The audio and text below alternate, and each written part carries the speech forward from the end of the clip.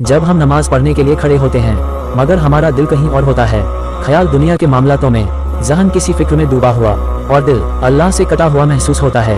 हम पूरी कोशिश करते हैं कि दिल लगे, ध्यान बने, अल्लाह की तरफ मुतवज्जो हो, मगर उसी वक्त शैतान आता है, वसवसे डालता है, हमें बहकाता है, कभी दुनिया याद दिलाता है, कभी किसी की बात, कभी कोई फालतू सोच, और हम गफलत में चले जाते हैं। लेकिन हमारा दिल जिसमें रब्बुल इज्जत बसता है, फिर ये दिल हार नहीं मानता।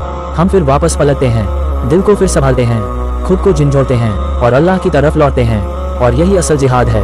जब हम दिल से लड़ रहे होते हैं, शैतान से लड़ रहे होते हैं, अपने नफ्स से मुकाबला कर रहे होते हैं, तो हम सिर्फ नमाज नहीं पढ़ रहे होते, हम नमाज में भी जिहाद कर रहे होते हैं। ये सजदा सिर्फ इबादत नहीं, ये रूह का मैदान जंग है। ये नफ्स के खिलाफ पहला वार है। और एक लम्हा वो भी आता है जब हम खुद से सवाल करते हैं, क्या मैंने नमाज सही पढ़ी भी है, क्या मेरी नमाज कबूल भी हुई है या नहीं। दिल में एक डर बैठ जाता है, कहीं ऐसा ना हो कि सजदे तो किए हों मगर रब ने कबूल न किए हों।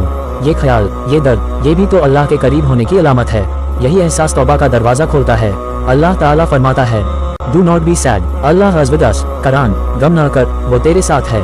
जब सब छोड़ दे, अल्लाह नहीं छोड़ता। वस्ताइनु बिस्सब्री वस्सलाती, seek help through patience and prayer. Quran, नमाज और सब्र, यही सबसे ताकतवर हथियार हैं। Indeed, Allah is with the patient.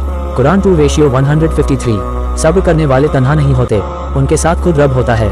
और जब हम नमाज में खड़े होकर अपने दिल को काबू में लाते हैं, शैतान को हटाते हैं और अल्लाह को याद करते हैं, तो हम अल्लाह के महबूब बंदों में शामिल हो रहे होते हैं। यही तो असल कामयाबी है।